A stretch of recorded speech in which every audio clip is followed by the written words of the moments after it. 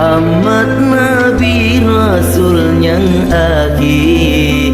Senang hati ban sigom asa langit ngan dunia.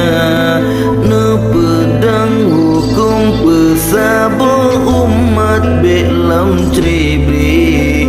Mamu belahi asa dunia hudip mulia.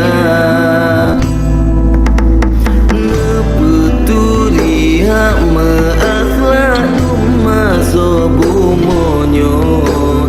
Dekabu betau ujub ria bet nalam jiwa. Al-Quran hadis